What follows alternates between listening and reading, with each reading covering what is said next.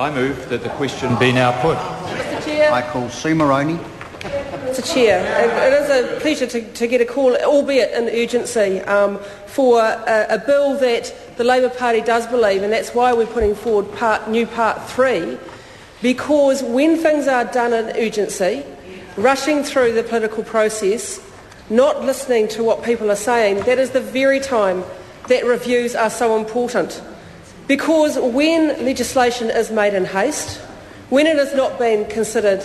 seriously and deliberately and using the normal process,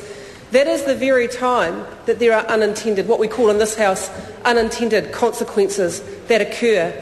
And, Mr Chair, there could be no more serious issue for unintended consequences to occur than for some of the most vulnerable in our society, people who have been injured, often, mostly,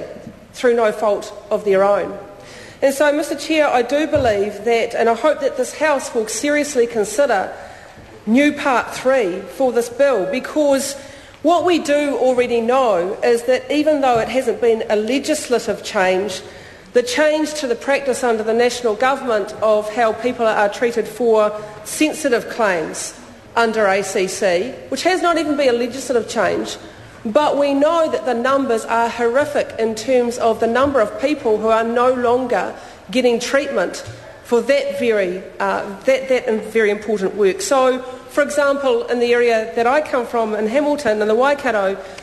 the number of sensitive claims that have been accepted by ACC has reduced in the order of 70%, Mr Chair.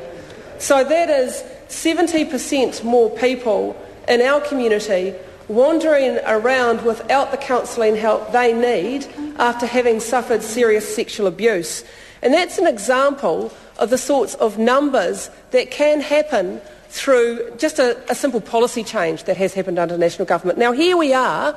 actually doing legislative change that will have serious consequences for people who suffer hearing loss through their work, will have serious implications for people who are the victims, or the family of people who have committed suicide, or perhaps people who have attempted suicide themselves. And we don't know, Mr Chair, we don't know what the impact of these legislative changes will be. I've heard no information coming from the government on any research or any evidence that they've been able to put before this House to say what the impact of these changes will be. So under urgency, into the unknown goes this government once again with the most vulnerable in our society, and yet I do hope that they will pick up this opportunity to say, well, look, we're only human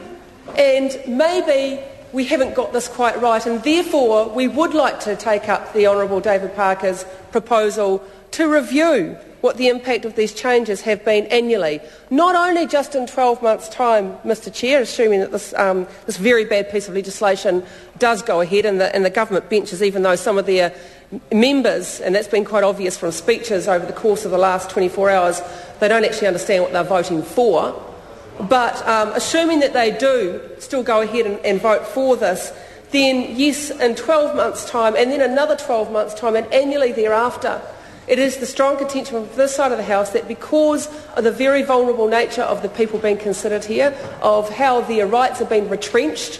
under this piece of legislation, that we do need not only a one-off annual review,